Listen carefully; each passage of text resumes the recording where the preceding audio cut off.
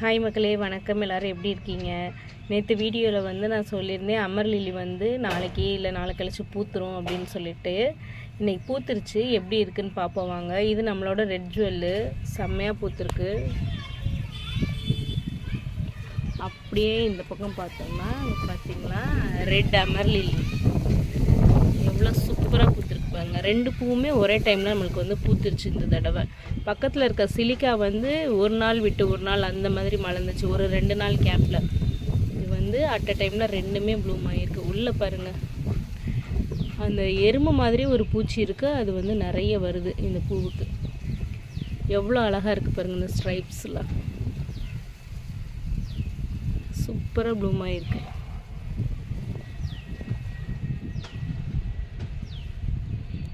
இன்னும் 2-3 variety summer lily இருக்குது. இப்போ தான் புதுசாக வாங்கியிருக்கேன். ஆனால் இன்னும் நான் நட்டு வைக்காமல் இருக்கேன். அது கொஞ்சம் ஃப்ரெஷ்ஷாக ஃப்ரூட்டுன்றனால ஒரு வாரம் ஆகும் நம்ம நட்டு வைக்கிறதுக்கு.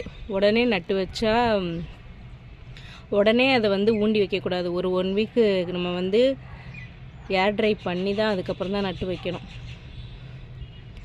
எவ்வளோ சூப்பராக இருக்குது பாருங்கள்.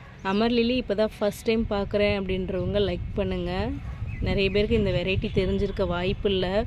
அமர் லில்லினா என்னன்னு கேட்டு கூட மெசேஜ் பண்ணியிருந்தீங்க. இதுதான் அமர் லில்லி. வருஷத்துக்கு 2 தடவை பூக்கும். ஒரு மொட்டு மண்ணுக்குள்ளேருந்து வரும். இந்த பாருங்கள், ஒரு ஸ்டாக் வரும், அதுக்குள்ளே 2 பூ, சம்டைம்ஸ் 3 மொட்டு 4 மொட்டு கூட வரும்.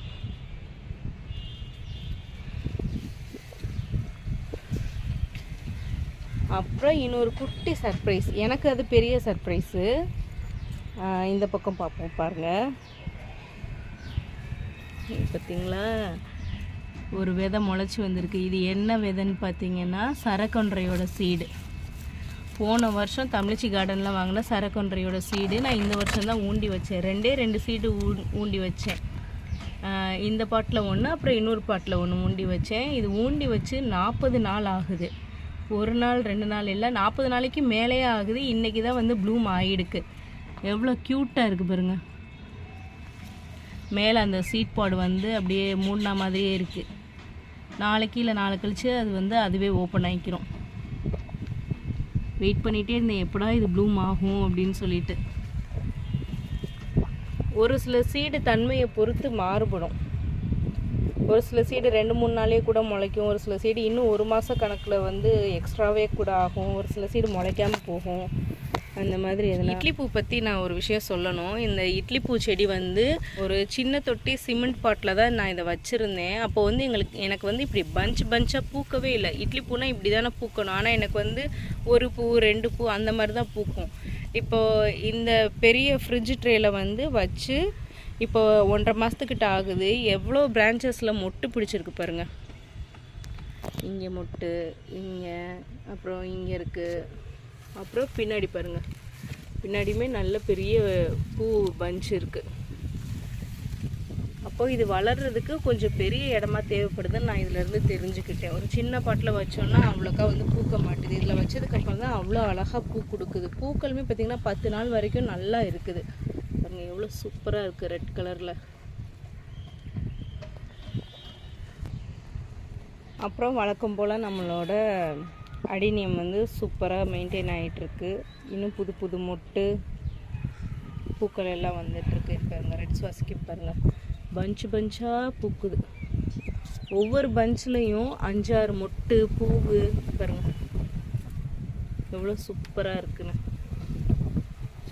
பாருங்க. இதோட மொட்டு பாருங்கள் எவ்வளோ பெருசாக இருக்குன்னு, நல்ல பெரிய சைஸ் மொட்டு.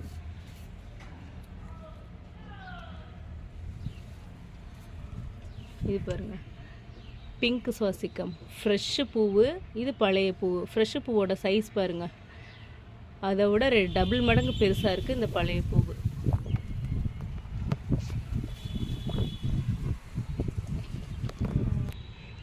அப்புறம் நம்மளோட ப்ளூமேரியா பாருங்கள் எவ்வளோ சூப்பராக துளிர் விட்டு வந்திருக்குன்னு. இந்த லீஃப் வந்து நல்ல பெருசாக இருந்துச்சு.